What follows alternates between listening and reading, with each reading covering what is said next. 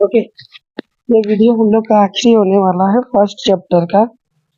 एक थ्योरी मैंने आपको इससे जस्ट पहले वीडियो में बताया था कि वो क्वेश्चन इम्पोर्टेंट नहीं है, बट मैं गलत था। वो क्वेश्चन इम्पोर्टेंट है। क्या चीज़ है कि एक प्लेन शीट के वजह से इलेक्ट्रिक फील्ड किसी पॉइंट आर पॉइंट पे कितना होगा वो अपने को बताना है। ये क्वेश्चन कई दफ़ा बार पूछा है। 2024 का ये क्वेश्चन है जहाँ पे पूछा है, तो हम लोग क्वेश्चन के थ्रू इसको देखेंगे। जब प्रीवियस ईयर का क्वेश्चन को हम लोग सॉल्व करेंगे ना, तब भी ये आएगा।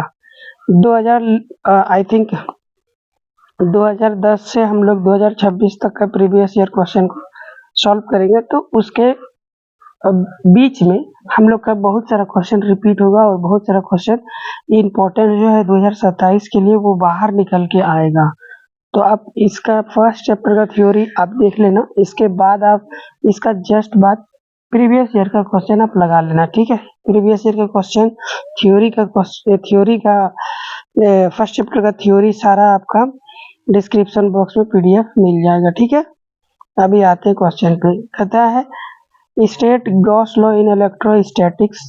गॉस लॉ का दो नियम होता है, एक इलेक्ट्रोस्टैटिक का होता है, दूसरा आपका इलेक्ट्रिक फील्ड का होता है, ठीक है। तो यहाँ पे आपको बताना है इलेक्ट्रिक फील्ड का।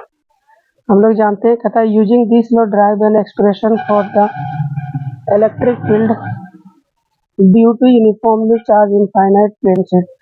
जैसे कि आप इमेजिन करो, एक प्लेन शीट होता है ना ये वाला, उस प्लेन शीट में चार्ज है आपके पास, आर डिस्टेंस पे आपको कैलकुलेट करना है इलेक्ट्रिक फील्ड कितना होगा। ये प्लेन शीट पे चार्ज होगा, प्लस चार्ज माइनस चार्ज। हम लोग प्लस चार्ज कंसीडर करके चलेंगे। सबसे पहले गॉस लॉ का हम लोग स्टेटमेंट देते हैं। ये बात हम कई दफा कर चुके हैं, दोबारा से देखेंगे इसको।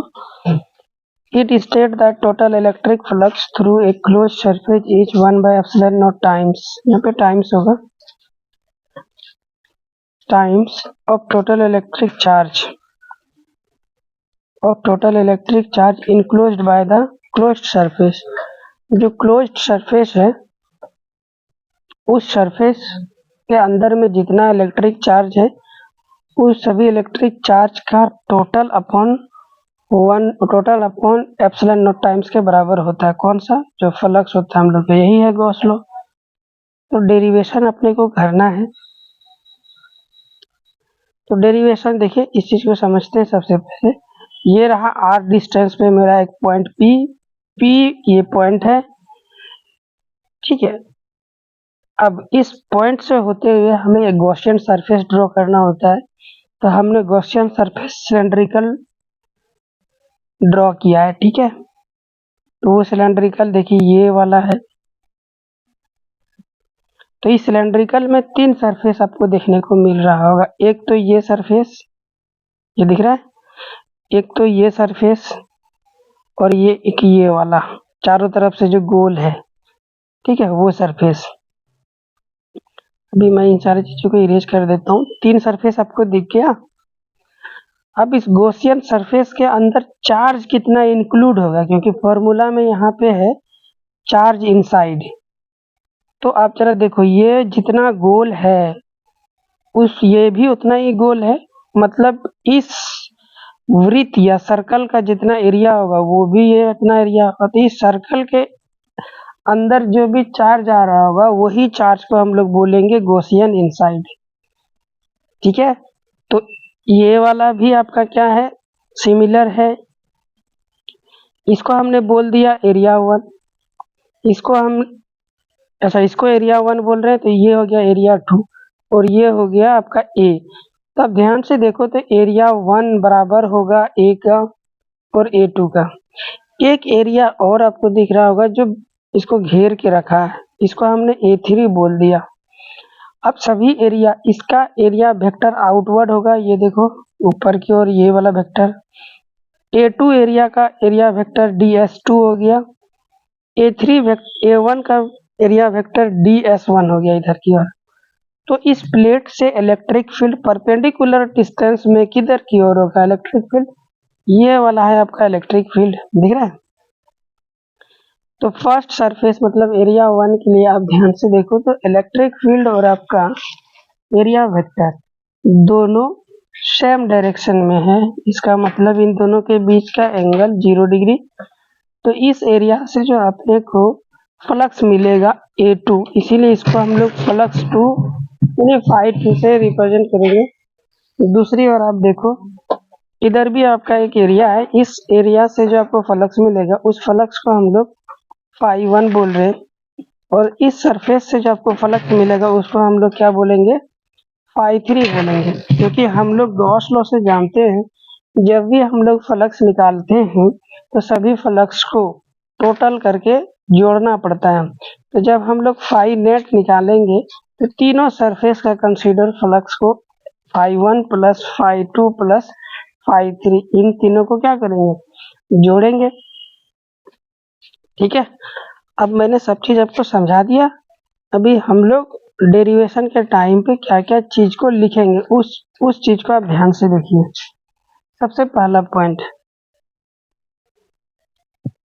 पहला पॉइंट हम लोग ये लिखेंगे कि P क्या इंफॉर्मेशन, P क्या चीज है। तो हम लोग यहाँ लिखते हैं it is a point at r distance from the sheet where we want to calculate electric field. जिस पॉइंट पे हम लोग इलेक्ट्रिक फील्ड कैलकुलेट करना चाहते हैं वो पॉइंट P है जो r डिस्टेंस पे है। सिग्मा क्या है भाई, सिग्मा है सरफेस चार्ज डेंसिटी, यानी आपको बताया था कंटिन्यूअस चार्ज डेंसिटी में एक सिग्मा होता है जिसका फॉर्मूला होता है Q/A। इसको हम लोग क्यों ला रहे हैं, क्योंकि हमें चाहिए Q इनसाइड, और Q इनसाइड तो ये वाला सरफेस के अंदर है, यानी एरिया में फैला हुआ है। एरिया में फैला हुआ है तो उसके लिए मुझे सिग्मा का इस्तेमाल करना पड़ेगा, क्योंकि वही बताता है π/A, ओ सॉरी Q/A, यानी सिग्मा को हम लोग A से मल्टीप्लाई कर देंगे तो इस एरिया के अंदर जो चार्ज हम लोग का इंक्लूड है ये सारा वो सब आ जाएगा। तो वही चीज हमने यहाँ पे किया है, Q/A। हमें Q चाहिए तो Q इंटू A कर दिया। ध्यान रहिए ये A, A1 और A2 ये सब के सब बराबर है। फ्रॉम गॉस लॉ से हम लोग जानते हैं phi net Q inside upon epsilon naught. Q phi net के जगह आपके पास आएगा phi 1 plus phi 2 plus phi 3। phi 1 के लिए E into ds1, electric field into area vector, electric field into area vector 3। अब Q इनसाइड ये हम लोग यहाँ देखो, यहाँ निकाल के रखें तो यहाँ sigma upon A into epsilon not कर दिया। अब ये एरिया वेक्टर 1, एरिया वेक्टर 3 और ये एरिया वेक्टर 2, इलेक्ट्रिक फील्ड और एरिया वेक्टर ds1, मतलब इन दोनों के बीच का एंगल कितना है, 0 डिग्री, और 2 के लिए भी 0 डिग्री है, 3 के लिए आपका 90 डिग्री है। तो इसके लिए हम लोग का ds1 0 डिग्री, 2 के लिए हम लोग का भी 0 डिग्री था, E इंटू ds2 0 डिग्री, 3 के लिए E into ds cos 90 degree आ गया। तो cos 90 बराबर कितना होता है भाई, 0 होता है। तो ये तो पूरा का पूरा टर्म 0 हो जाएगा।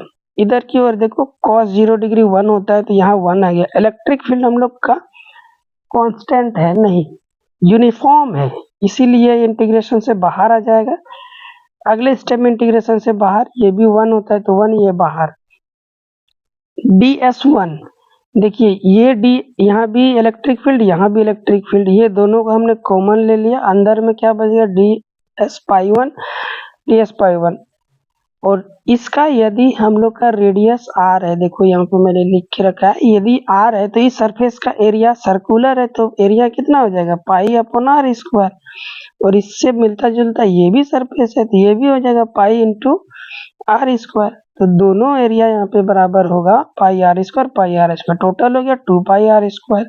इधर राइट साइड जो है आपका चलता हुआ आ रहा है।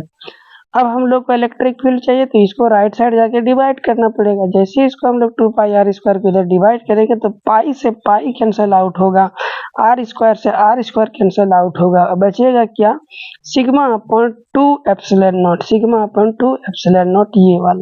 ये वाला डेरिवेशन अक्सर पूछता है और इस डेरिवेशन का हम लोग इस्तेमाल भी करते हैं। यहाँ पे मैं वो बता देता हूँ, जब आप कैपेसिटर पढ़िएगा तो कैपेसिटर में 2 पैरेलल प्लेट होता है, तो पैरेलल प्लेट के बीच में चार्ज स्टोर होता है। तो इलेक्ट्रिक फील्ड इस पॉइंट पे हमें जरूरत पड़ेगा तो उस समय हम लोग इस पैरेलल प्लेट का जो हमने इस्तेमाल किया कैपेसिटर को बनाने में, ये पैरेलल प्लेट हम लोग का एक प्लेन शीट के जैसा बिहेव करेगा उस समय, चैप्टर 2 में जो मैं बताऊंगा आपको उस टाइम।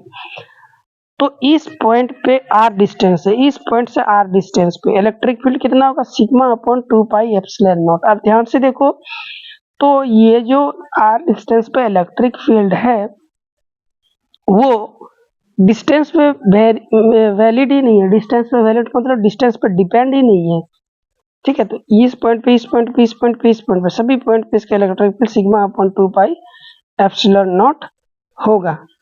ओके, कोई दिक्कत? तो ये फॉर्मूला आप याद रखिएगा, ठीक है। आज की सभा को यहीं पे समाप्त करते हैं, मिलेंगे नेक्स्ट वीडियो में। Till then good bye, bye bye, आपका दिन शुभ हो। Thank you so much.